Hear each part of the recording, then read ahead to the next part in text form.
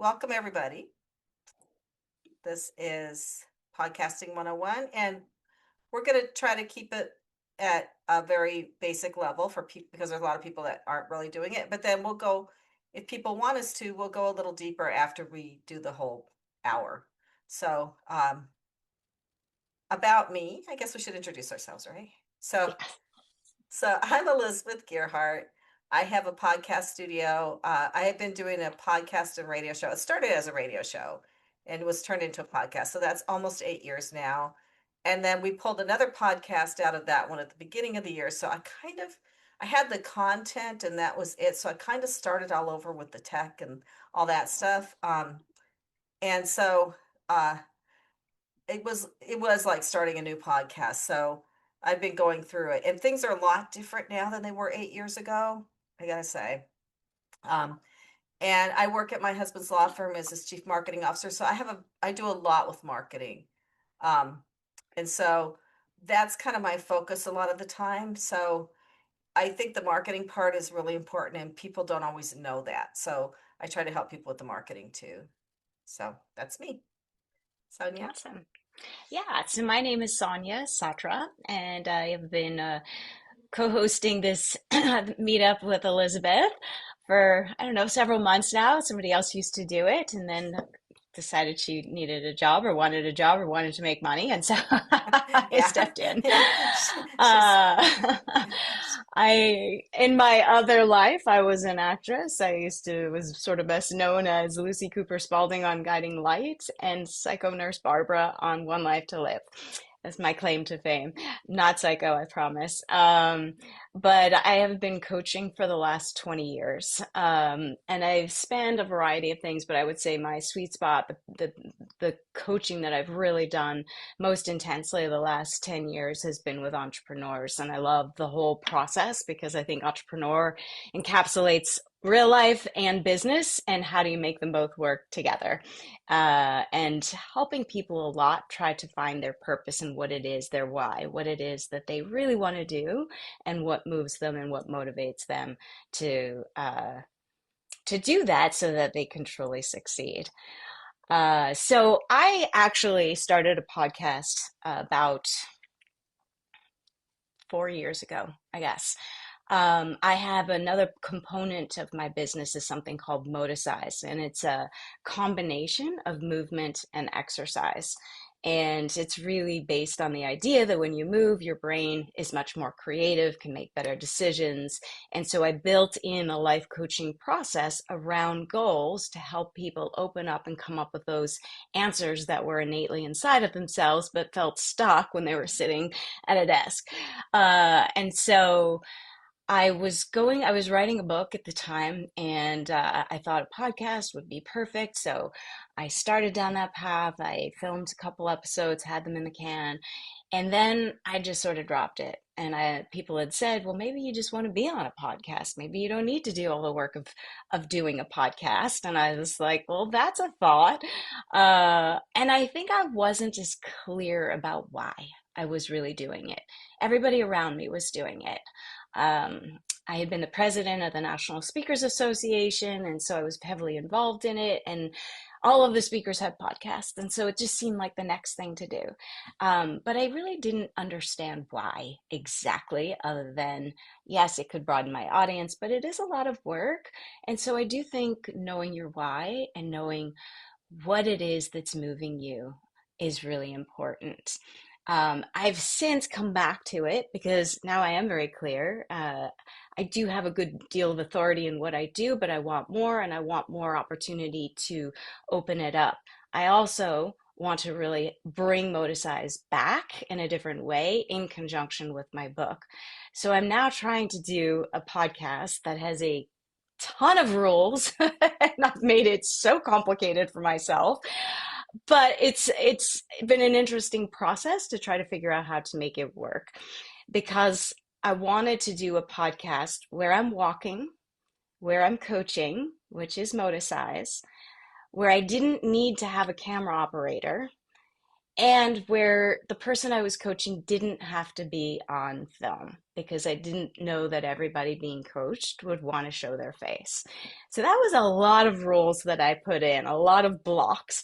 But where I have landed is that I am walking, the person I'm coaching is walking, they are not on camera. I am sometimes on camera, and I'm also wearing a GoPro. And so I'm taking people for a walk. They're going on the coaching journey, and the person has that I'm coaching can say who they are or not say who they are, but they have some anonymity, which I felt was important to them so that we could do a real coaching session and not have it just be surface level. Uh, that is what I'm planning on doing with probably some sit downs or just me talking and walking and talking as well. Just because guests always having guests might be more than I want to take on. And I think there are mindset things I could do while taking people for a walk in New York City, wherever I travel, etc. So it's been a journey to get there, but I'm very clear on the why and I'm very clear on the how now. And so I'm ready to launch. So I Yay. want to throw a question back to you. Very aligned with what you're doing. Cool, Jennifer. I love that. I want to throw a question for those of you out there. What is it that you're hoping? And if you come up with 3 reasons, or if you know your top number 1 reason, what is it that you're hoping to get out of doing a podcast? What is it that you're wanting for you personally? Are you looking for clients? Are you looking to create authority? Are you looking to just have a good time? Some people do it because they want to interview people that they want to learn from. That's a cool thing too. What is it to help the world? Uh, Beautiful. Nice. yeah. Any other ones out there you want to share? Brian Coletto, he's advocating for people with autism, which is very important, very cool. So important. So there's a niche, a cause, something Hmm. that's really driving you. Want to express your creativity and interest. Beautiful. Want to be a pundit in creative health. Love it. Empower women in transition to travel solo. Fun. Educate. Creative process. Just did your first podcast today. Yay. Woo! Yes, congratulations. Great. Then I want to ask you another question. What are 3 benefits that you want your audience to have? What will they gain? So many of you wrote you want them to learn something, you want to change them, you want to advocate for groups. And for those of you who want to share your creative expertise or something like that, beautiful. You know what your mission is on this side. What do you want the audience to learn? What are they gaining? In my situation, I'm going to be doing mindset. I'm also taking people for a walk, hopefully encouraging people to move, right? Right. Get a little exercise, get away from just being on Zoom. How Right. to And live the, Christ-like. Great. Yeah, yeah, creativity, flexibility of time, connect with others, and be inspiring. Beautiful. right. Strategies to improve business. Yeah, Yep. that's what Help. we're doing ours for too, the Passage to Profit show. Um, and Nice. and the new one we just launched is Real AI Use Cases Business Owners Roundtable. So it's telling people how they can, and we're interviewing people who are using AI in their businesses and asking them how they're using it. So we're hoping to give other people ideas on how they can use it, help people feel Oh, more understood, access to funding great. events and networking, Fantastic. Gain inspire valuable other users information. marketing tool. Yeah, using it as a marketing tool is really a great idea. And there's a It's lot you great. could do with that. Um, And so both like, sides of the equation are really important. We've got to know our personal why because that's what's going to get us to keep going and not pod fade as right as we have heard. Several of us have sort of been in that position. And by the way, there are about 4.4 million, 4.4 to 4.6 million podcasts listed, but only 10 to 15% of them are active. So 400 to 600,000 are active. I know that sounds like a lot, but that's worldwide on any topic and every yeah, topic. That's not actually a lot. So, yes, there is absolutely room, and your voice, your perspective, your experience is invaluable. So we want to capture that. So you want to know your why, but you also are talking to people. You need them to show up. So it's really important to also be clear on what they're going to gain. What do you want them to, how do you want them to benefit? So that's sort of starting. The other thing I would say, and I think Elizabeth would probably tag on to this, is we're not aiming for perfection. And the goal of tonight is to really give you the bare bones, how to get a podcast from nowhere to the air, right? To get it out there. Yeah. You'll grow, you'll get better at it, you'll define it, you're going to add better equipment, you're going to shift and change and tweak according to what works best for you. But we really want to give you like the ABCs of what you need to get from the beginning to putting it out there. And And go ahead. yeah. Oh, I just want to say I'm really happy to see everybody responding in the chat. And I want to throw out there that Melissa Cook is here and she's been coming to our events and she has started a Facebook group for a community for this meetup. So if people want to be part of the Facebook group and support each other, we have a lot of ideas for what we can do with it. If people aren't on Facebook, then we could go somewhere else. But I feel like people want to keep talking about it. And unless you're really into it, other people don't really want to hear you talking about it, right? It's like my friends are like, oh, shut up already. It's a very specific world, Yeah, but people in that world can talk about it all day. yeah, yeah, This is a really, really, really great opportunity to jump into the community. We'd love to hear from you and share and really like support each other to make it happen so that you can keep it going and be one of the 10 to 15%. Um, but we're not aiming for production, not perfection. So, is there something that can always be done better? Yes. Will there always be? Yes. And you'll grow and you'll learn. But if you just get it going, then you'll have the opportunity to learn, and other people will have the benefit of hearing from you. So, should I go once to you the, get going, we've got the name, we've got this sort of, yeah, wait, we'll let me go go. for, Can we go to this yeah. slide real quick before we jump in? So I just, we're going to be talking about this, and Sonia kind of already started, but I just wanted to put this up real quick. These are kind of 10 steps. So like Sonia said, coming up with your concept is just knowing your why. Then we'll do the format, the equipment, the episode plan, and then you record. So Sonia's going to cover those. I might chime in here and there. And then I'll go in and cover the artwork that you need, editing, hosting, directories, and launching and growing, which includes the marketing. So Yeah. I'm going to stop sharing, Sonia, and let you go ahead and start your part then. Okay, well, let's start with concept because that's number two. A couple of you mentioned that you want to do an interview podcast, but one of the first things you want to figure out is what do you want it to look like? Are you interviewing people, in which case you're going to need guests? Are you going to be a solo person just speaking to your audience? That's perfectly fine too. Are you teaching something? For example, the Bible. You know, maybe that's almost like your guest is the Bible, right? Because that's going to help you direct which way you're going to go with it. Um, and maybe you have a group of people, so it's a roundtable sort of situation. That's that. Does it change? Is it on the go? A little like mine. Mine is a different because it's walking, but there are some there are some meditating podcasts, you know, there's different specialties that are also out there like that. So knowing what your format is really one of the first things you have to determine because that's going to figure out which direction you're also going to want to go. Curious, just for people, pop it in there. We know some interview, but what are some of the things that people are thinking? What are you wanting? What are you playing around with? Do you mean as far as like an interview or a solo?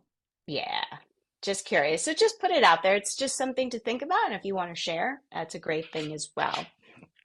Um, Melissa put the Facebook link again. So good. Thanks, Melissa.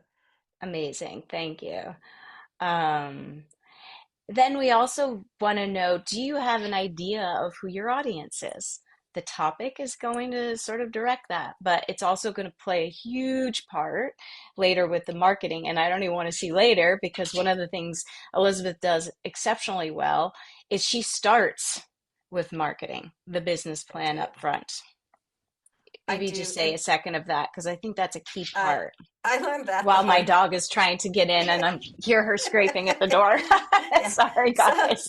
so Come I learned here. that the hard way. I see first cat, now dog. Yeah. I see a lot of people want to do interview. Personally, I like the interview. I was on Reddit for reasons I won't go into here, and I won't talk about what happened to me on Reddit unless people really want to know. Like, anyway, and I was reading a thread about podcasting, and this one guy, and I think he owns like Podpage, which is the podcast website maker builder for people, said, "Oh, you should do audio only, and you shouldn't interview people." And that's okay, depending on what your reason is. I love the interview podcast. I have met the coolest people, and I have learned so much from them. Um, that I would I mean I could do a solo podcast, but I just don't think it's as fun. But it is a hassle to get people and to make sure they show up and this, that, and the other thing. Um, so yeah, so Edward wants to interview people. Yeah, Excellent. So there's quite a few of you out there that are looking to interview people, and I love some of these, right? Like being a bartender and interviewing people with the crazy stories. I That's love fun. that. Yeah, Top people, and you're connected because that's another thing to consider. Who do you know in your network that you could get that would be out there? You can absolutely put out there to, you could call up Joe Rogan and ask him to be on your podcast. You may or may not get him, right? And so right. in the beginning, when you start, your first guests are probably going to be people that are in your network. So just knowing that is also a good thing to think about. Who do you know that you can ask? And who is your target audience, just so that you can start streaming the podcast out to those particular people, and gearing it towards it, right? Like if you know that you're doing Bible study or women's empowerment or I don't know, auto mechanic stuff, right? Those are very specific audiences. And so you're probably going to market it a little bit differently. The tone is going to be different. Your colors are going to be different. The style is going to be different. The voice might be different. And so all of those become part of the branding. Um, but so once you've decided that, then we want to also take a look at the title. Um, what is the title of this podcast? And there's a number of ways. I know, Elizabeth, I could feel you chomping at the bit because you're Well, really no, good at finding titles. no, there's a message on here. Melissa, can you put in the name of the Facebook group into the chat? Um, yeah, no, you go ahead, Sonia, because you're good at it. Yeah, Yeah, no, but titles, this is where AI can really be helpful. And it sounded like many of you were on it, ChatGPT, Perplexity, Gemini, Claude, whatever one strikes your fancy, putting it in, tweaking it, really getting it. The goal is to have it be as short, as crisp, and and really targeting your topic in the first 3 to 5 words, no longer than five, so that people know what it is, what they're talking about, what they're getting. That is the easiest way to get people. Somebody was saying that they look at random things, so they're flipping through and some title catches their fancy, and so they'll tune in. Or if you're looking for a particular subject, you're going to put in that subject into a search, yours is going to come up. So you want to be creative and clever with your titles, but not so creative and clever that people don't know what it's about. And you can have a tagline, but it does start to disappear from the feed, so people are not going to see it unless they click on it. So that's an important thing to uh, come up with. and can I put The my fact, marketing hat on for a minute? So another please. reason, yeah, another reason you need what they call keywords, which are the words that are exactly what you're about in the like front loaded on your title, is for the algorithms. Yes. So they have to know how to classify you. And if you have the podcast about everything, they're never going to offer up your content to people to watch because they're not going to know what you're about. Right. So excellent. Thank you. And also with titles, double check to make sure that there isn't somebody with the exact same title or something so very close that it's going to get confused. Hmm. And also, you might want to do a search to make sure that nobody has a trademark on a title. Yeah. I used to follow a podcast. It happened to be astrologer, but she came out of the gate, great name. She did extremely well. She had a pretty big audience anyway, but like really skyrocketed on her podcast, and then she had to take it down after 4 or 5 episodes because somebody owned the trademark but didn't have a podcast. So she had done the full podcast search to see the title. Um, there wasn't anything else out there like it, but there was somebody with the trademark. And Gearhart Law, your husband, and there's a law firm that does actually trademark. So Trademarks. if you need Yeah. somebody and you want to trademark your title just so you can preserve it and you can own it, that's a really smart thing to do as well. You might Yeah. not So want to do it right away, but maybe you do. maybe you do. So Gearhart Law sponsors this. It pays for the advertising we do on Eventbrite and everything. So we excuse me, we have to give a shout out to Gearhart Law for their support with the meetup. But yeah, Gearhart Law does patents, trademarks, and copyrights, and Yeah. they and trade secrets, so they can advise you too. But yeah, so I did talk to a guy that has a podcast, Bridging the Gap, and I looked it up, and there's another one with the exact same name but in a different industry. So they could maybe get trademarks because they're doing two different things, but probably not because they're both podcasts. I don't know because I don't know trademark law. I'm not an attorney.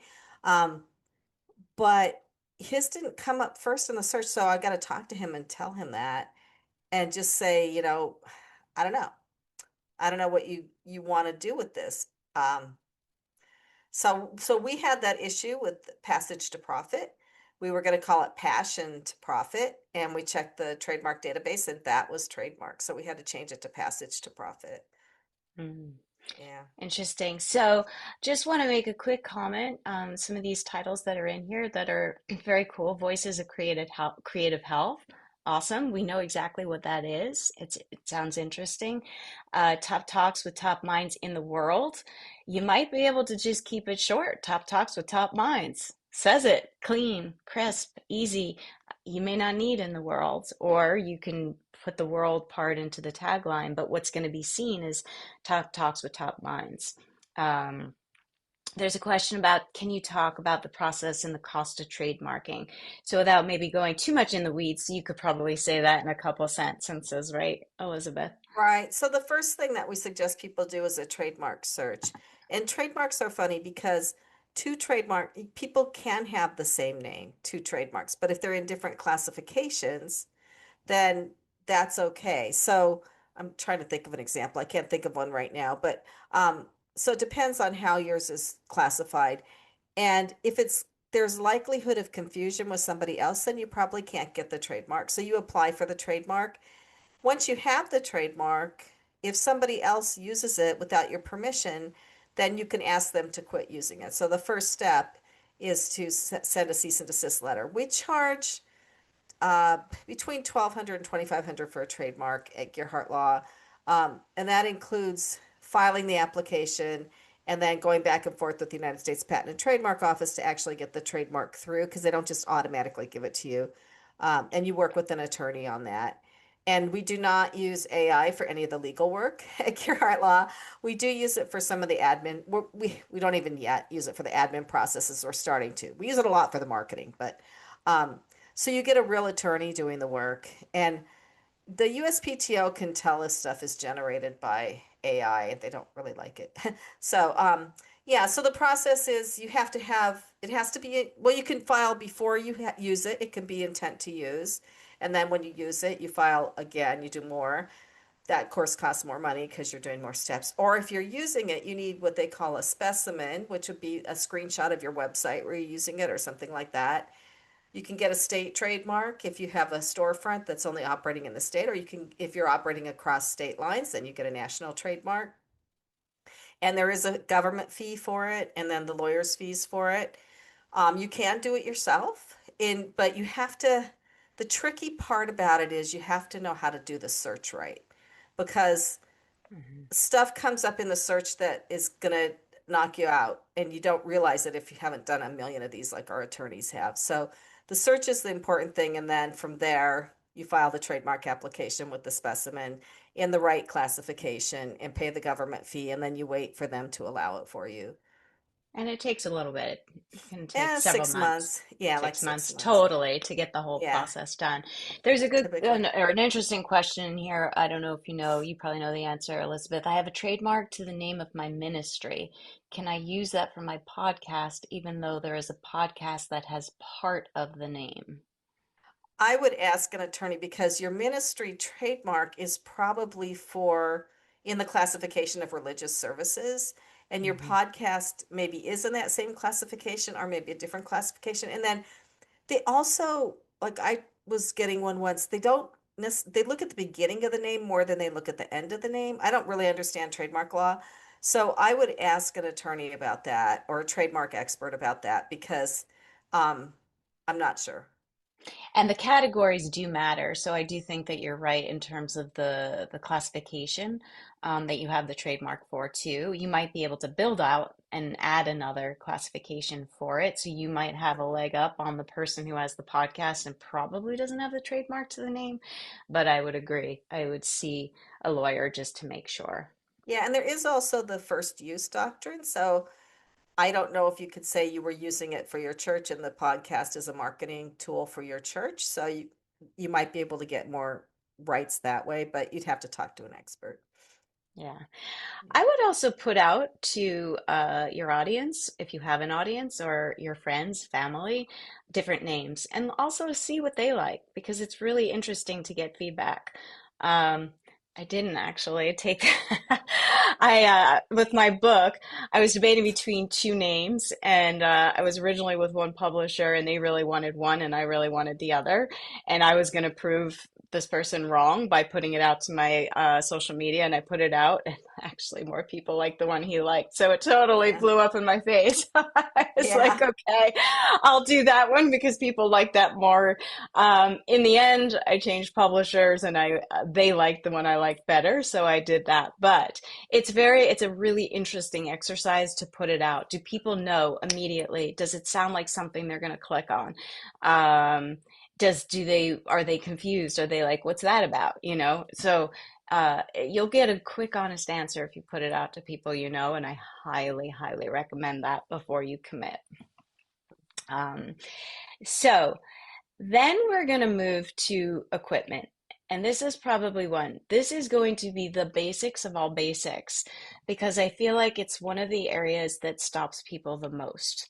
And we did a podcast, we did one of these meetup sessions in December, and one of the people who had a very, very popular podcast had bought an expensive mic, started with that because everybody said you had to have an expensive mic. It broke. She ended up using like wired headphones, and people couldn't tell the difference. And so she's like, yeah, I'm still using it, but I'll probably go back to the other mic. But that's how much it didn't matter for her. She also had a very enclosed space, so she didn't have a lot of external noise, which makes a big difference. So knowing your environment matters. Typically, a good mic does matter, but this is going to be, I'm just going to just share just for a second. Um, Here, just very briefly, this is oops, we're in lighting. Okay, well, we'll start with lighting instead of the other. I was going to start with mics, but I forgot I had lighting first. So these are just basics of what you may or may not need. So lighting, if you're going to do especially if you're in a particular room that's a little dark, you want to use some kind of lighting. If you have just your computer and you're doing it on a Zoom platform or a Riverside or some of the other platforms that we'll talk about, you might be able to get away with just a single light, like just a little light, like a little ring light. If you're more in a studio, like Elizabeth's studio, they have top-notch professional lights with the beauty big light box and multiple LED lights on the side, so it looks super professional and really great. My experience is if you have a little bit of a distance to have a background, you want to light up a little bit of the background and have something coming to you or on two sides, so two lights. I started with a ring light. It's fine. You could also use natural light. But these are three different, relatively inexpensive ones. For those of you who already have podcasts out there who are using something else, pop it in the chat because this is not the be all end all. This is just based on searching and hearing what people are liking and using the most. Newer 660 LED panel kit, it's two lights. They also have a very inexpensive, decent ring light that I also do recommend. So if you want to just go simple, you could do something like that. Elgato Key Light Air. This adds an additional kind of component. And the Godox, the 60, this is a little bit more involved. It has a more of, it's round. Usually I say beauty boxes because back in my acting day, it was always a box. This one's round, but they call it the beauty light because it just makes everybody look really good. And then there are some additional side lights. Plus it's got a stand. This is a little bit heavier. So if you're moving around a lot, you're probably not going to want it. Or if you have to break down your studio, if you're doing it in your house or your apartment or wherever you live and you're putting it up and taking it down all the time, something simple might be a good place to start. Sonia, we got a question. What about an outside podcast where you're doing a Yes, gardening podcast and you're doing your beautiful. motorcycle outside? And I'm doing my motor size and I am playing with it because right now I'm using natural light, but that's not always great. And it dictates some of the areas that I walk and at the time then let me back up. For me, timing and place matters. You can use natural light if you're in the right place at the right time of day. I live on the west side of New York. Great for the end of the day because I get the beautiful sunset sort of light coming so that afternoon light is really pretty. But if I do the morning, I'm in dark shadow. It's not so great. So then it would be better if I walked on the east side or added a light. So I think if you're doing something outside, I would say make note of what the natural light is. Try to do it as best as you can to when it's as good as possible. Otherwise, you might be able to just use like a little mini light that you could attach to a camera or to your phone and set that up just to give you a little extra pop. Or if you have help or if you have a stand, you could just put a piece of white, like cardboard. It's called like a bounce, or they also sell them, but you could just use whiteboard, like a cardboard. They did that on movie sets. It's literally a white cardboard. And you can bounce. It's like used as a reflector to bounce light into your face. But that you would need a stand for if you don't have somebody there holding it, which you again, we're trying to make it as simple as possible, right? You don't want to have to need 10 people to film your podcast, otherwise, it's not going to happen. So, I would say for a gardening podcast, there's a little bit of liberty. You're outside, you're gardening, it's natural. Try to film it at a time of day when you're not getting direct sunlight. And try to get that afternoon beauty light is probably the best, or the early morning light is the best. If you need a little pop, if it's very cloudy, then maybe just get a small little thing you could attach to a phone or a small little light because you may or may not have access to a cord out there either. And again, an extra step. We're trying to keep it simple. Did that answer that? I hope. Um, these are just a couple of different tips. I sort of did mention it, so I won't too much. You could do two side by side so you're not getting shadow. If you have a bigger space, you might want to light the back space just so the back isn't in the dark. Um, or you could do two sides and like a ring light or a beauty light in front of you. For a little more dramatic, you've more side lighting. Head on is going to give you a flatter look. It depends what your podcast is, right? If you're, as Elizabeth had at one point, doing ghost stories, right? Maybe you want a little more dramatic light. Maybe you even want to throw a color into it. But if you're doing something for, uh, I don't know, women's empowerment, or there was mental health, it's okay. I think a flatter light is going to be just fine. You're really trying to, the topic is the light. Um, and you could also do it close to a window where you can get some natural light. Just be careful you're not getting too much because you can get really blown out. Then I find a sheer curtain in front of a window light can sometimes give a really that beautiful beauty light kind of light. Or you could use that bounce off of a white wall or a whiteboard. I hope that is simple enough. I started with a ring light. I've added a couple extra, but really something simple. Don't let lighting stop you. It's really challenging to do what the professionals do. So we're just trying to get it so that people can see your face and or see your guest's face. If you do have podcast guests, you might want to ask them if they can light them a little, because I have seen podcasts where the host looks beautiful and the guest is sitting in the dark. And that is a little disconcerting too. So maybe you could just sort of ask if they could have some kind of light, even if it's just natural light, just so that there isn't two totally different lighting That, scenarios. Sonia, that is a good point. I just want to elaborate on that a little bit. I have had instances where we're doing this on Riverside or Zoom, and the other person does not have their camera in the right spot. They don't have enough light, and we make them stop and go and fix it. We tell them you have to get more light. We can't see you, and we do video for everything so that we have social media clips and so that we can put things on YouTube. And it's okay to correct the people that come on and say, "Look, I really need for you to fix, I don't want to look up your nose the whole time." Right? So some people have that going on, and I need enough light to be able to see you. So, yeah. Yeah, no, I think that's it. It is. And as you go, you're probably going to start to develop certain things that you want all guests to do. And so start just keeping track of that and make a list.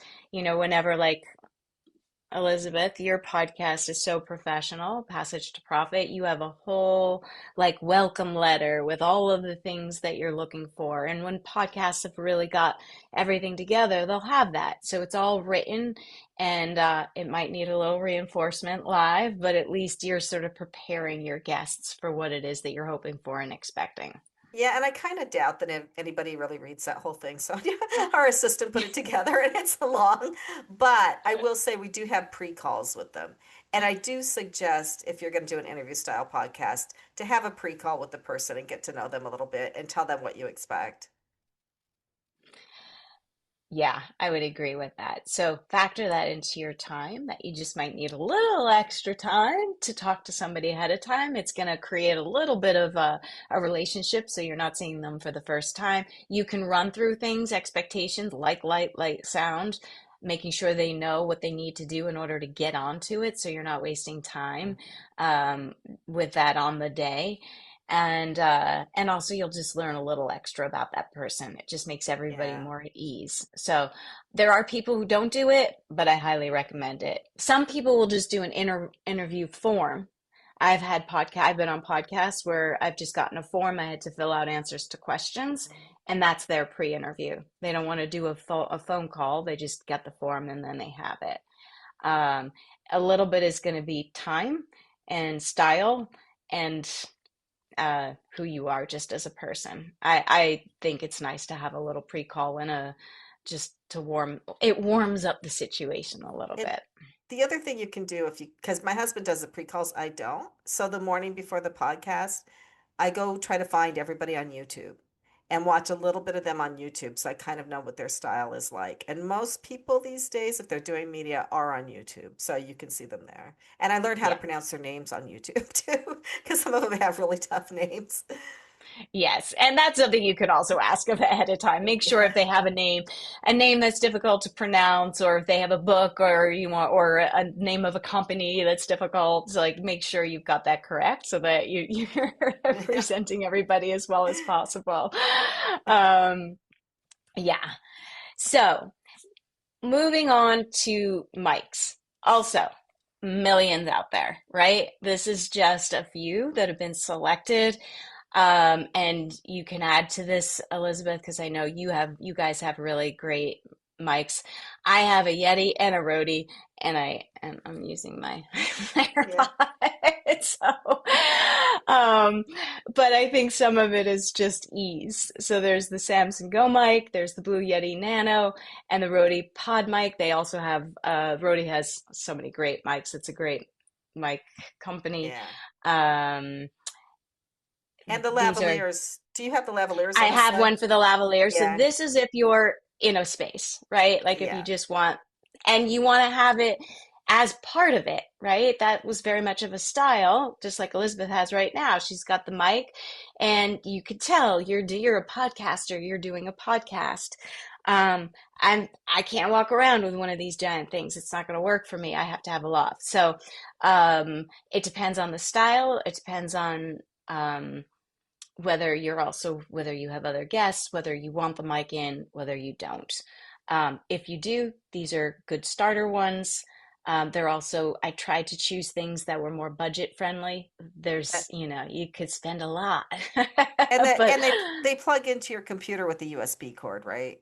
USB yes, cable. So yes, you want to yes, make sure that you have a that it's a USB connection, because like the ones that we use in the studio are Shure mics, and they have this other kind of connection. I forget the name of it now, but it's like three prongs, and you have to put it into a mixer board. So make sure you get the USB cable so you can plug it right into your computer. yeah. These are just simple sort of plug and play. That was the goal for this. Again, if you know, you're really making an investment, you could choose bigger and better, but I probably would say to start, go with something that's not going to break the bank, but still good. Yeah. Um, for wireless, I just got the Rode Wireless Go 2. They're highly recommended for people in movement. They're actually originally I had sort of been looking at those for even just the motor size that I was doing in studio, but now I definitely want them for going out. The DJI mics and the mic minis are also really highly recommended. They're super light, super small. Hollyland Lark series and the Saramonic Blink series. I haven't used either of those two, but they also come highly recommended. Also, more in the budget department. I started with Sennheiser, which was like an $800 wireless one that I knew from acting. That's what they had on studio sets, so that was what I got. But Yeah. they're heavy and they're not actually that great for movement. So, So uh, yeah, so and I Sonia, think they're better. yeah, for someone who's never used one of these before, how do you hook the Rode wireless into, how do you collect the sound on that? And how do you sync it with the video if you're doing video? So you wear that tiny little pack. They're also very light, Mhm. and you have a little microphone, just a little lav mic, and then the other one hooks into a phone or into a camera. So you have, Um, so it's two pieces. Well, this is three pieces. So you have a mic for each person, plus that one that yeah, doesn't have those blue things on the top is what you would hook into your phone, right? So that's the yeah, data collection piece. yes, And those are wirelessly connected. and they're wireless from me to the phone. Yeah. Okay, so it looks like most people are using ChatGPT. You can just ask them how to do it if you decide to go that way. It's fairly easy. It sounds more complicated, but really the main one, you might need to buy a connector if you're filming with your phone. But if you're filming with a camera, then it might come with the proper connection. You might just need a connector, but they give you quite a few. So you just connect that in, and then the other one is just on, you just hide it. And it doesn't pick up a lot of external noise. It's actually a very good mic. Um, Right, and if it does pick up external noise, we're going to talk about editing later. Descript's studio sound is really good for filtering really that good. out. Really Yeah. good. And so is Riverside as a platform because I've been doing a lot outside. I live in New York City. It's loud as heck. There's noise everywhere. Plus, I'm walking. Plus, I was trying to figure out the GoPro. Yeah. And actually, the first one I did while I was walking my dogs, I had a So, lot of external noise.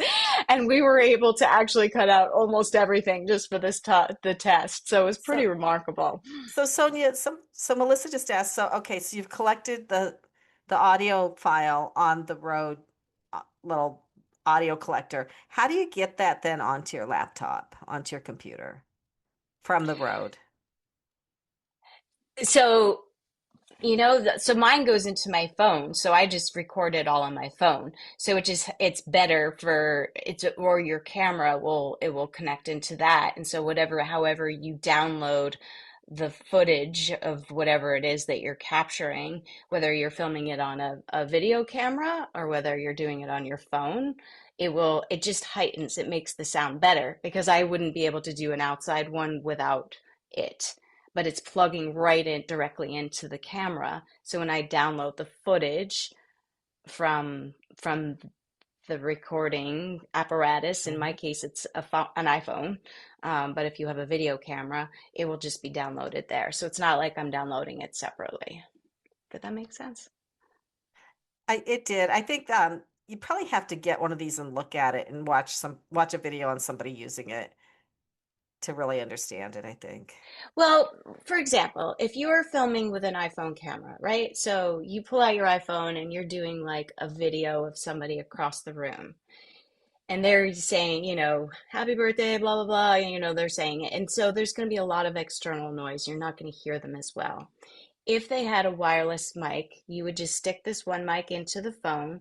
They would be wearing the mic with a little lav, and they could say all the same thing, and it would be crystal clear in in the sound on your phone.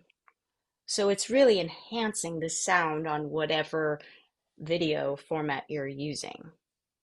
I don't. Okay. I feel like that wasn't any clearer than the first three tries I tried, so I'm Okay. sorry. That's okay. So you may have to It's watch not. it. It's not like some people do have soundboards, and then you have to do sound and you have to match it to video.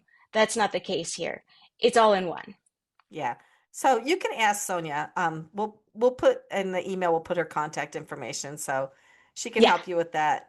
Yeah. I'm happy to do Okay. that. And Okay. I could even do like a little video and pop it into the Facebook group if anybody Yeah. wants. I can show you Yeah. how to do it. Yeah, that'd be great. Okay, we should probably get moving. It's Yes, we 7:19. should. Yeah. So, software, I'm going to let you take this actually. Um, just a little bit. Last thing I'm just going to do, I'm actually going to stop sharing, I think. Um, Okay. just one last thing in terms of presenting and speaking. Um, we want to try to make you as natural as possible, not as canned. I'm not a proponent, especially not for podcasts, of memorizing too much. It's a different part of your brain. You might have an intro that you get really used to saying and saying out loud. I would practice and rehearse it so that it's second nature. Maybe you'll have a piece of paper if you're reading somebody's bio or something like that. That's perfectly fine. But this is really about you. It's capturing your authenticity, your realness. You want to look as much as you can into camera or at your guests. Um, and you don't want to be fidgeting too much. You want to be careful with too many hand gestures. Some people talk a lot with their hands, and that's fine, but it's a lot to watch video of this for an hour or for 20 minutes or for however long. So if that's something, maybe you just sort of sit on your hands for a little bit. And for people who are really scared to speak, just remember, I think that's a speaking lesson, an acting lesson that has been ingrained since the beginning of time. It's actually not about you. It's about the audience. And it's so, so, so important to remember that there's one person out there that needs to hear what you have to hear. And imagine you're talking to them, just like you're having a one-on-one conversation. What is it that you want to teach them? And that's what you're trying to do when you're speaking to camera or when you're having a conversation with a person. Yeah, All right, great. Okay, so sending it over to you. I'm gonna share. Um, so I'm gonna go back to this. So we did concept, format, equipment, episode plan. We talked about that with the pre-call, and you do probably need some bullet points and to kind of map out like what you're planning to talk about. And I think, I know this is a little advanced if you're just starting out, but this is something you should consider, is try to get some of those moments that you think could maybe go viral. Like ask a question that would have a simple answer And then that's something that you can clip out to put on social media. So think a little bit about that with your episode plan. That comes as you go along, and AI can help you with that too. You can ask it like, yeah. I just wanted to jump in with episode plan time of a show because that was something that Oh, you really wanted to talk about, and I think it's important. yeah. So we also, so the format was single or with an interviewer. Yeah. So the episode plan. So here's my feeling. So we have a radio show. It's an hour long because it's a radio show. It's also a podcast. It's a little over an hour. That is really hard to edit because you have these big files that you have to upload to the software and then you get them edited and you have to download them and it takes forever and on and on. I really like the 20-minute podcast for that reason alone, just because it makes the editing so much easier. Now, if you really do have something to talk to somebody about, the length doesn't really matter. There is no ideal length, right? Um, and so we talked a little bit about recording to your phone. You can also record using Zoom. You can, if you haven't, you can do it by yourself or you can do it if you're interviewing somebody. And also, we've just started using Riverside again. So there's Riverside and Streamyard. Those are streaming services. Riverside still has some technical glitches, but if you're doing video and that's important to you, Riverside is so much better than Zoom. What happens with Riverside is every person that is speaking gets their own audio track, their own recording. So you have to make sure everybody stays on the call long enough for the recordings to get trans uploaded and transcribed. But everybody, so if there's a bad internet connection or something, that person still gets recorded. And it just, and Riverside also can help you take out, like pull out clips, which I'll show later. So now I do want to talk about the artwork. So this is Canva. You can see that this is Canva. I love Canva. I've been using Canva for years. Uh, are there a lot of people out here using Canva? It's a pretty popular one. Um, I don't have my chat up. Um, if you have it, yeah, so cover Cover art in art. Canva, yeah. If you have it, it's really fun and it's easy to use and it's got a great user interface and it's got templates.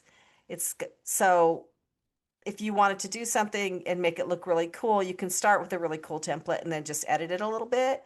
It's got elements. So this little guy here is an element that I stuck on there. Then there's text and then your brand colors and you can upload whatever you want to upload so you can see all the stuff. So I generated this in a different program and uploaded it here to play around with it. And this one too. And then these are drawing tools and then these are your projects. And so if I want to take one page from one of my projects, I could put it in here, which I did, to play with. And then there's all sorts of apps. And then this Magic Media, so this walking microphone guy, I'm sorry, he was not actually an element. I couldn't find an element that looked like this. So I told Magic Media to make a microphone walking. And that's what it did, gave me four, and that's what it came up with. So that's a little AI program inside Canva. And then it has photos. So I used this photo. This is the photo that you see in the background, kind of. Um, and you can add audio. Uh, it has short videos you can put behind. This is kind of cool. Um, and then you can change the background. It has backgrounds you can choose from, or you can do a color up here, or you can do the color wheel here, and you can pick any color you want. And if you're familiar with doing colors, you can put in the hex code here. So if you had a color that you really liked, then you could get that hex code. So this is the hex code for the background I was using. Okay, and then what else is down here? Oh, these are bulk create charts. So anyway, I'm not going to go through the whole thing. I played with Pixify. It was really fun. So there's different little AI programs you can play with down here.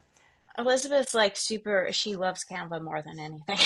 Yeah, I do. If you I do. guys are interested, we might do a sort of special thing on how to use Canva for podcast, for podcasting art, to go really deep because it has a tremendous amount of capacity to really help you and help you do it easily and quickly, which is the And goal here, right? We're really trying to right. keep it as simple as possible, but you do need cover art, and this is a great place to go to make that. And it's not that expensive either, because the other Right. goal is to keep it on a budget. Right. And you can add clips. You can upload just about anything into here. I love this. So you can resize what you have. And now it doesn't do it perfect, so you have to go in and edit it again. But you could take this and resize it to an Instagram post or a square, and then you'd have to fool around with it to make it look right. Why do I keep doing that? So um, this is the artwork. Now, there are other places to get artwork. I have been using this AI agent called Manus, but it's kind of expensive. You have to buy these tokens and it sucks you in and gets you hooked, and then it starts charging you a lot of money. Mhm. It makes incredible artwork. But also, if you use Google Gemini, it uses Nano Banana, which is a program, and it generates images. And also ChatGPT generates images. So you can tell it what kind of image you want, and you can have it do your artwork that way. And sometimes it comes up with really good stuff. I think Manus is the best. Um, I really like it, but like I said, be careful because it gets expensive really quickly. Okay, so now let's look at editing. You Um, could also go old school and have somebody actually design it for you. oh But yeah, again, you could do there's a that. lot of really tremendous AI programs that can do it on a shoestring budget really quickly. So, And you can, so we had, Sonia and I had discussed Fiverr. It's Fiverr. And that's a site where you can hire people in the gig economy that aren't that expensive, but the results are mixed, right? hmm. Um, yeah, there's somebody in the chat. I'm Mano okay. banana. Okay. It's Okay. Oh, yeah, I'll have it on a slide. Oh, Manus. Oh, let me type in Manus. It's Manus. And I think, US, right? Yeah. yeah, yeah. Um, and it's an AI agent, so I don't want to get too deep into the AI stuff. I'm like up to my eyeballs in it all the time. So instead of the difference is, I'll just go over this very quickly. Google search, you get a list of websites. ChatGPT, you actually get an answer. Manus, it does everything for you. It's an AI agent, which means it does a whole string of tasks for you. So I outlined some slides. I asked it to put together a slide deck for me, and it designed a whole slide deck and did all my slides based on my content. But its design was gorgeous. I love the way Manus does design. But like I said, it can get expensive quickly. Um, so let me go here. I just, oh brother, let me just show you this quickly. So this is what CapCut looks like. So this is an editing program. Has anybody used CapCut? I think Sonia and I agree, this has the best user interface if you're new and you just want to try doing some editing yourself.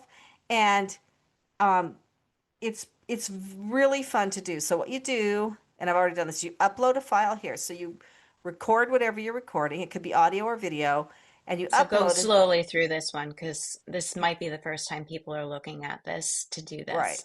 So you upload it, and then it shows up here after, so you can see this was added.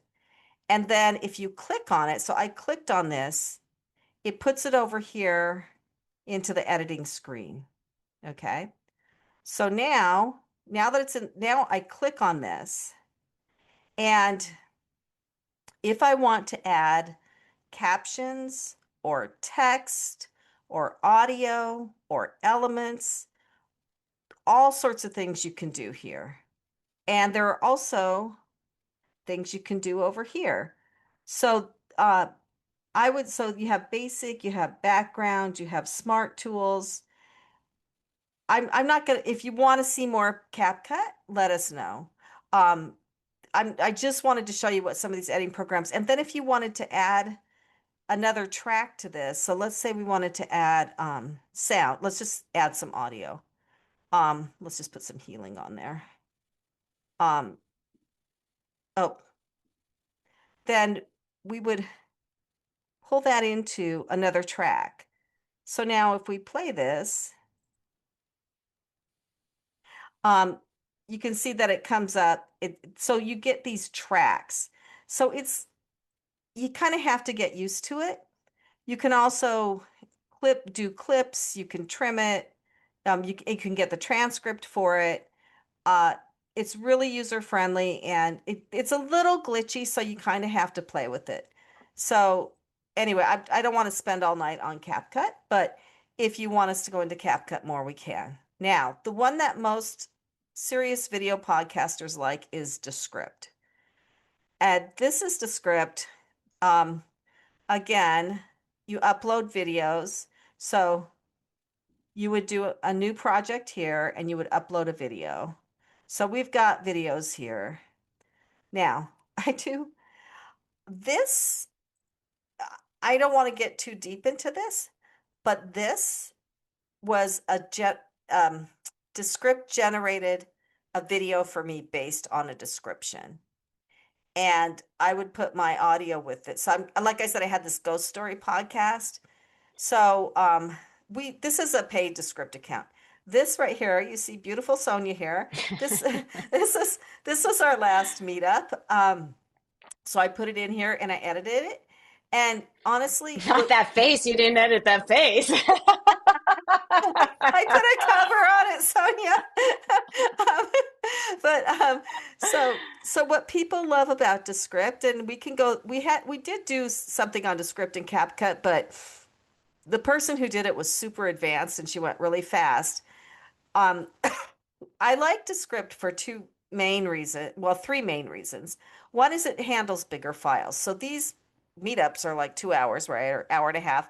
So I can put the whole file in here. CapCut doesn't do as well with those. Okay. Um, so then once you've been verified expert in video, please. Anyway, and then another thing that I like about it is, as I said before, the studio sound. So if you have a video with a lot of background noise, the studio sound wipes almost all of it out.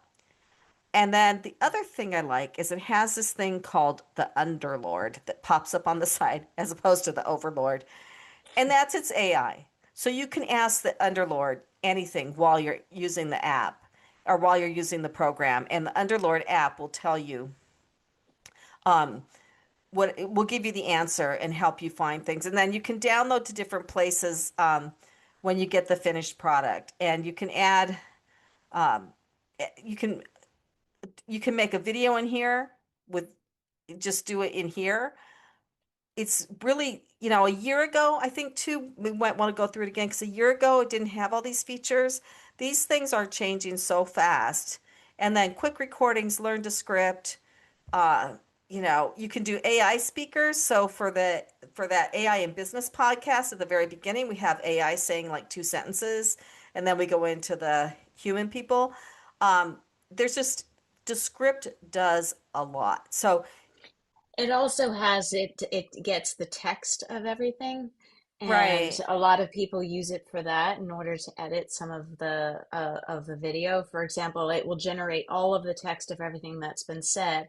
And if somebody's using a lot of uhs or ums, or there's big spaces in between things, you can literally change it on the text. So you can Mhm. eliminate it. You could just delete it, and then it will delete it in the video, which is Yeah, so pretty amazing. that's like why people love this. So when I uploaded this video, I'm sorry, Sony, but anyway, there was another half hour on here that and the transcript came up on the side and I could see where we actually started and I was able to just highlight it and hit backspace and it was gone. But you can't get it back, so you might want to copy it if you're going to play around with it that way so that you don't lose what or you can just upload it again.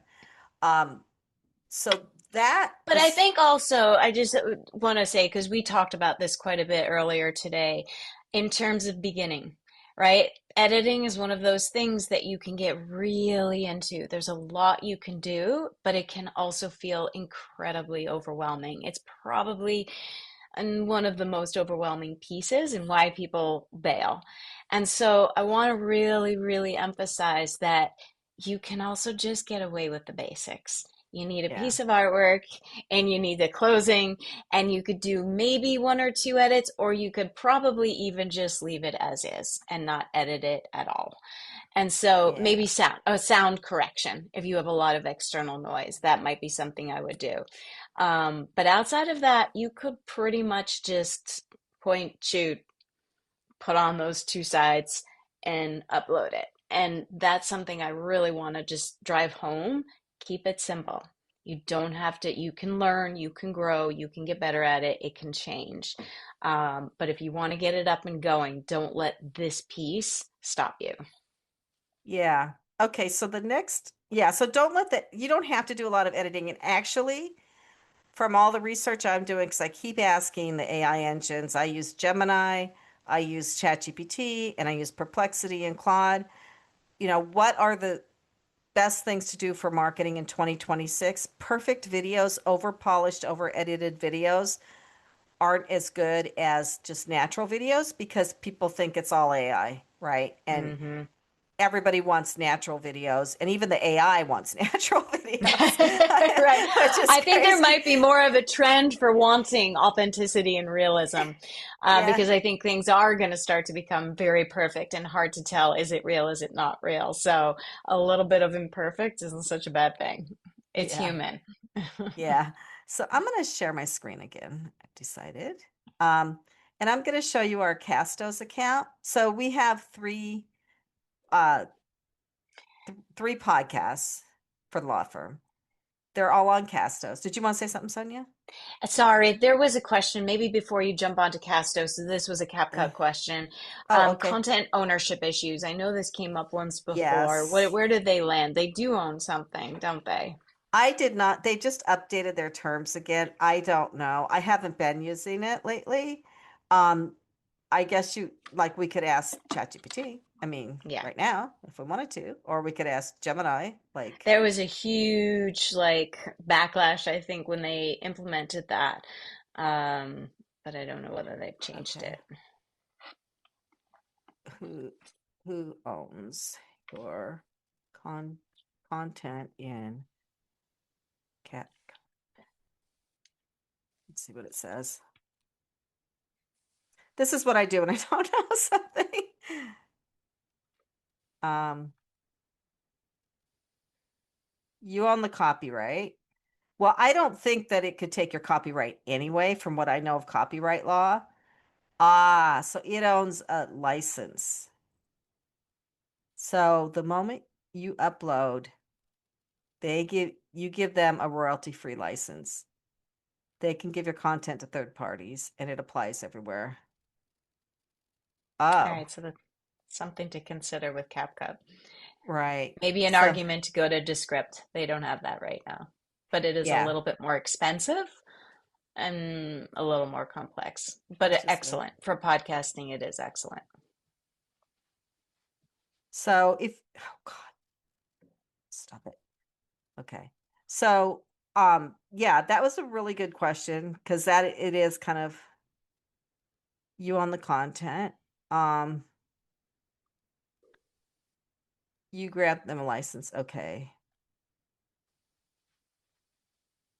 Descript does not use your voice or video to train. So if you're on business or enterprise, you have a lot more protection. So enterprise is plans for big companies, right? Um, so here's the differences between Descript and CapCut. Um, and if you want, I mean, I can put this in the email that I send out if people are interested in this, or you can just remember it. It'll be on the video for this. Um, so yeah, I that was a really good point. I think that probably using Descript is probably a better idea right now. Um, Mm. so, okay, so let's go to distribution now. So Castos is one distribution platform. There are many. Uh, there's Spotify. I encourage most people to go to Spotify because it's well known. It's been around for a long time. There's a lot of information on how to use it. We started with Castos years ago. It was just the right one at the time for us. So so this is the new one that we're doing. So if I view the episodes, they show up here, and then I can edit them. I can look at the analytics. I can do media links to share them. But what I want to find is distribution. So it's public, and then, oh, directories. This is what I was looking for. So you can see that we hooked this up. So for some of these, we had to actually make accounts on these. You have to have an Apple account. So we upload once to Castos, and since these are hooked up, it automatically goes to all of these. Now, we put it on YouTube separately because YouTube has different particulars about it. And I don't trust how this would put it on YouTube.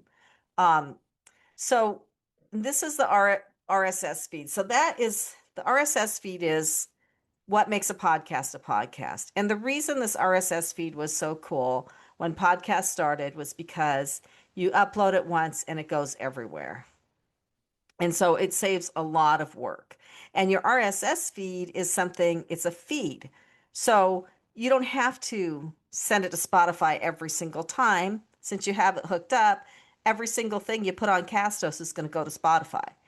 So the RSS feed is really powerful. And that's one reason why podcasting has become so popular, because for authority online, for marketing, for the answer engines, which, by the way, the answer engines like ChatGPT to put you as the answer, put your business as the answer, podcasts are like candy to them. They love them. For all of that, you need to be online a bunch of different places. That's why social media is important, as much as we hate social media, because they want to see that you build authority the more places online you are. So this really helps you build that authority. Um, let's see what's next. So, let me. So, hosting and so the hosting, you can host. I like Buzzsprout for audio only if you're just going to do audio, because I think Buzzsprout has a lot of educational materials, but most people go to Spotify. If you go to Apple, Apple doesn't share very well.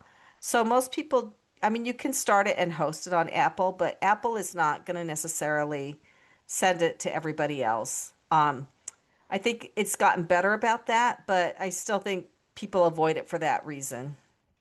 And it might send it to all the other places now. That was a couple years ago. And then YouTube, we upload separately. And then launch and grow. So there was someone on here said they launched 3 episodes at once. That's what you're supposed to do.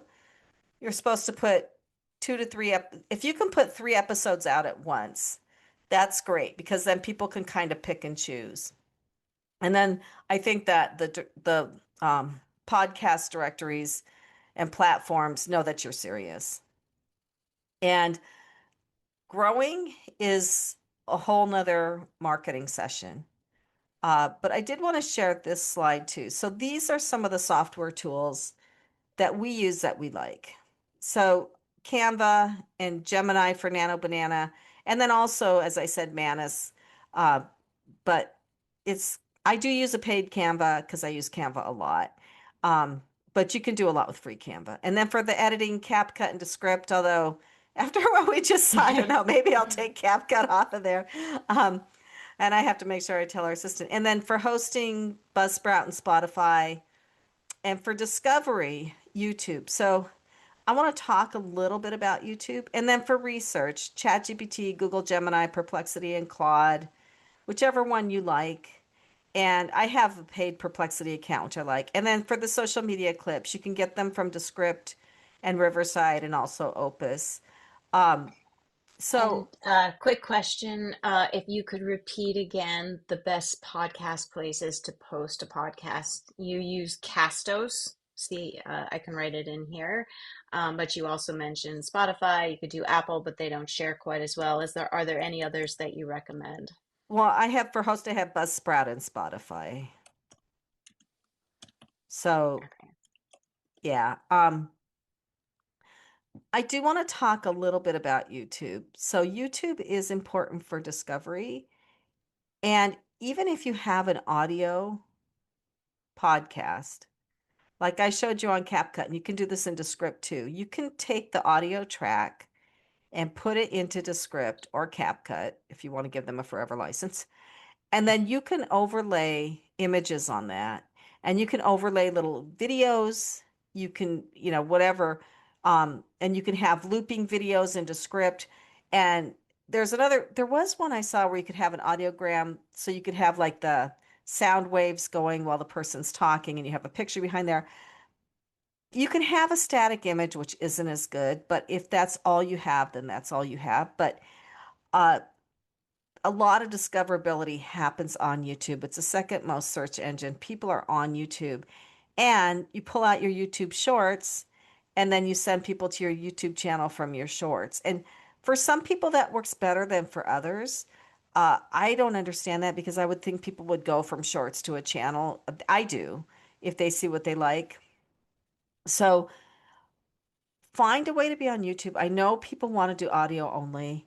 Video is important though. And just, maybe take a picture of or a little video of you riding a horse or something, um, and put it on there, or make up a little video, or put a series of pictures on there, uh, that so that there's something that you can put on YouTube. And this was actually from my Buzzsprout account. So this is how Buzzsprout helps you hook up. So you can see we didn't hook up YouTube there. So let me see, was there anything else I think that was pretty much it. We can go a little deeper into some things. Quick question on Spotify. Will they cross distribute to other platforms? Yes, Spotify will. But not to all completely automatically, don't you have to definitely Well, tell it to do some? first, yeah, so here's the thing with these. For some of them, it'll automatically do it, but for other ones, you have to set up an account with them. So you have to sit down and set up accounts with the ones, because otherwise it doesn't know where to send it. For some of them, it seems like it's already hooked into them. So you have to have an Apple account for it to send it to your Apple. And then I can't, it's been a while since I did this, so I can't remember which ones I had to set up separate accounts for. But yeah, but then once you have those accounts set up and you have the RSS feed going there, then you don't have to do anything else like with those again. So, Yeah, I do okay. audio, but love to do video to do YouTube. I definitely want to encourage people, especially if you're just starting out, to start out with video. And if you're doing audio only, is it possible for you to shift over? Maybe. Or as Elizabeth just said, there are some workarounds to add video to whatever kind of audio that you have. But And YouTube is, I mean, but video is king at this moment. it is. So if you're just starting, it would be great for you to kind of go that route. That would be a high recommendation.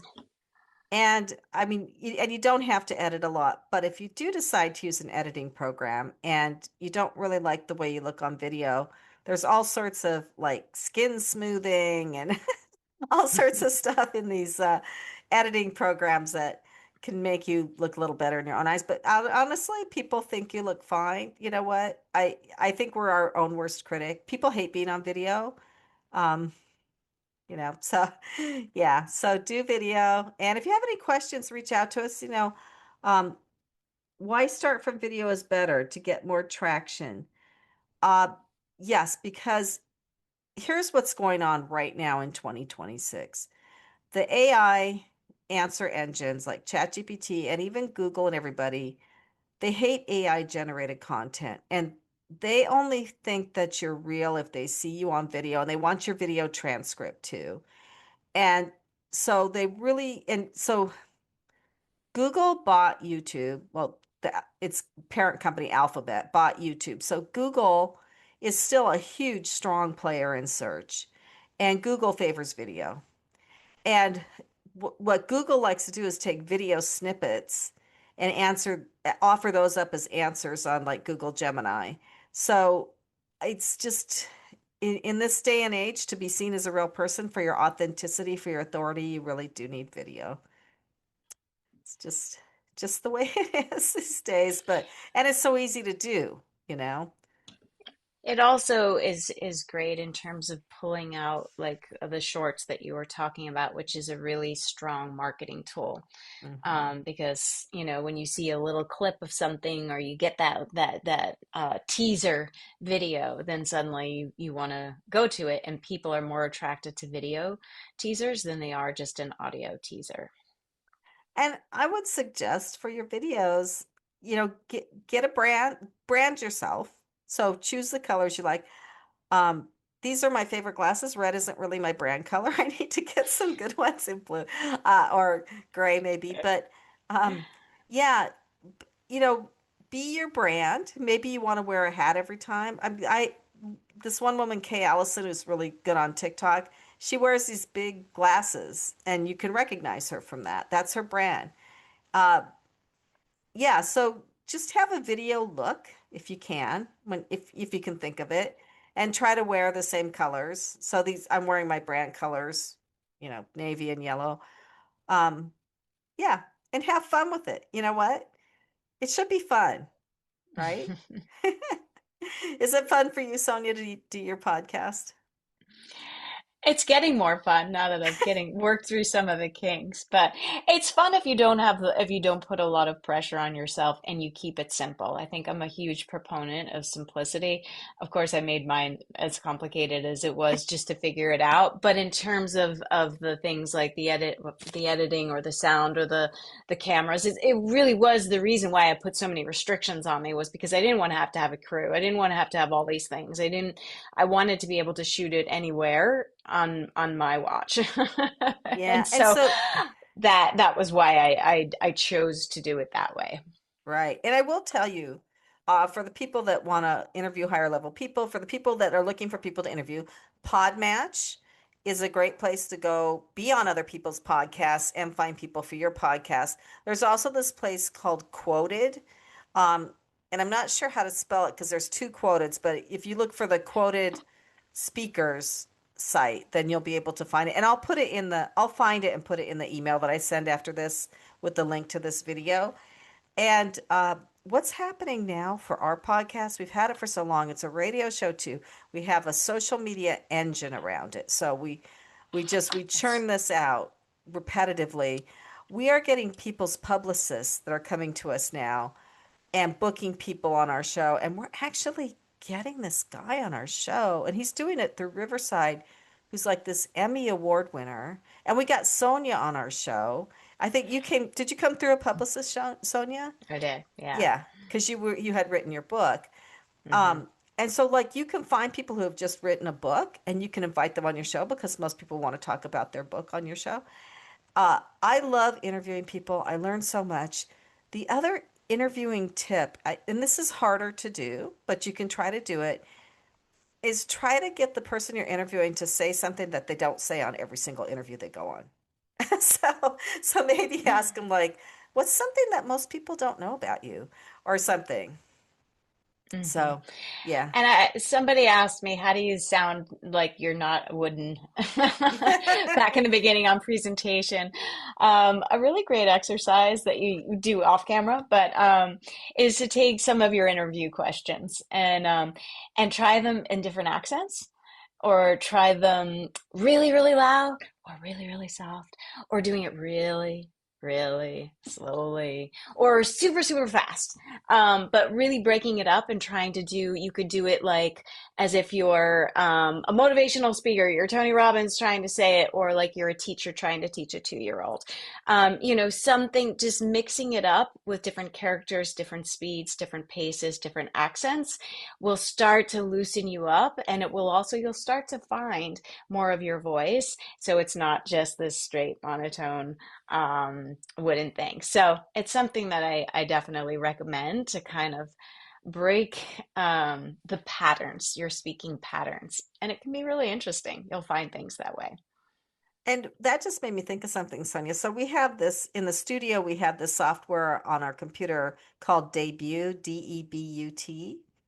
And I think you can put it on your computer and use your computer for it. And you record yourself and then you can play it right back. And we use it to practice.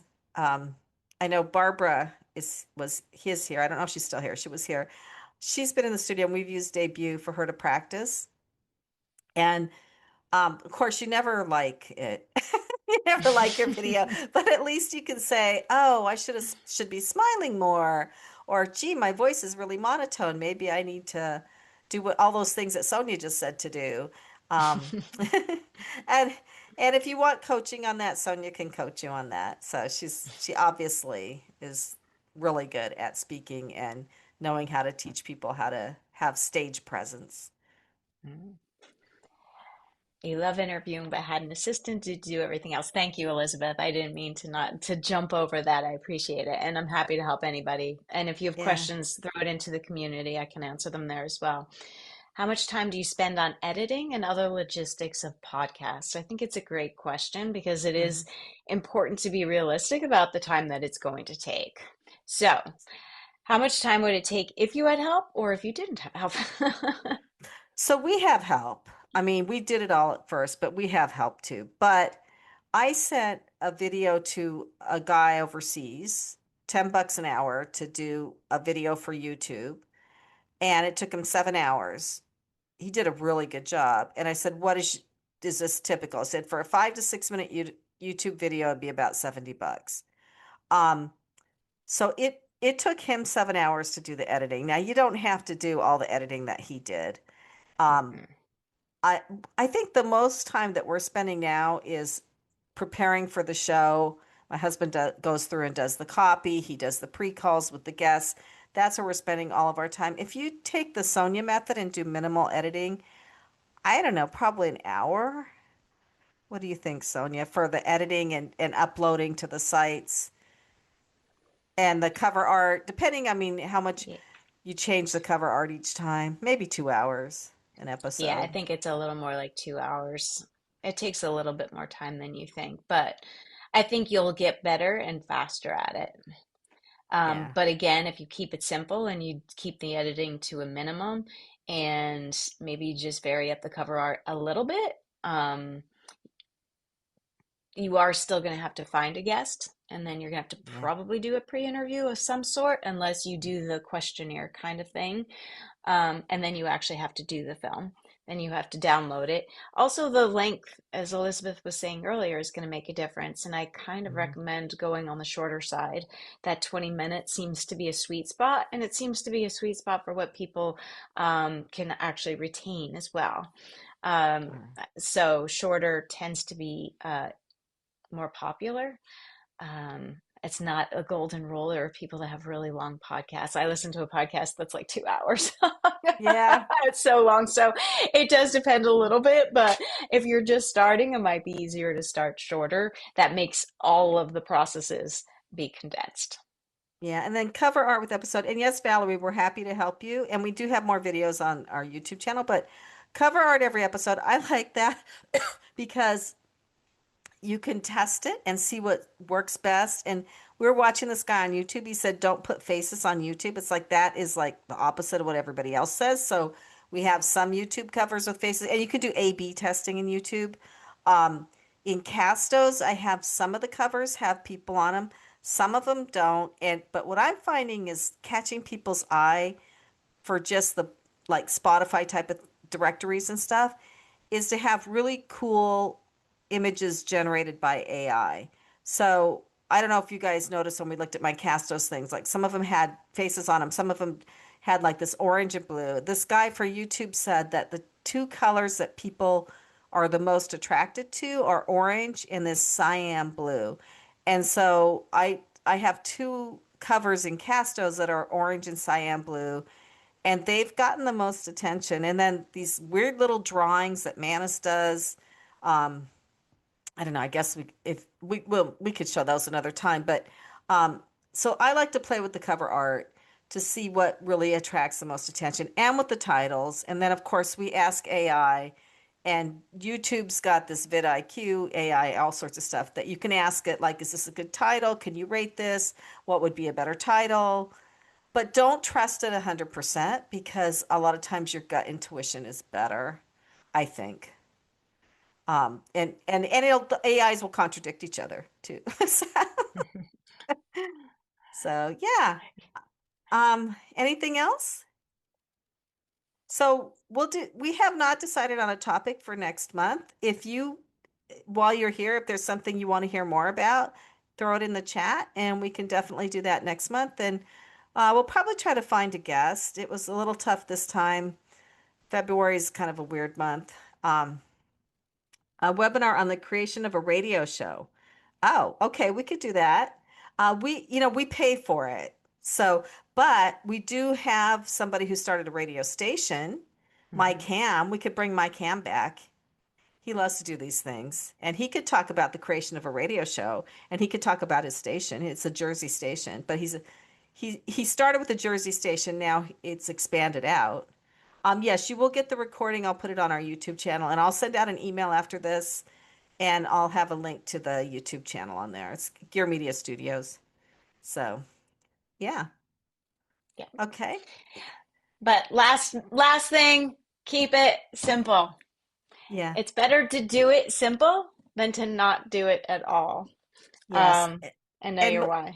yeah, and Melissa started the Facebook group. Thank you so much, Melissa. She's a huge help. So join the Facebook community and let's talk in there about maybe what the next topic should be.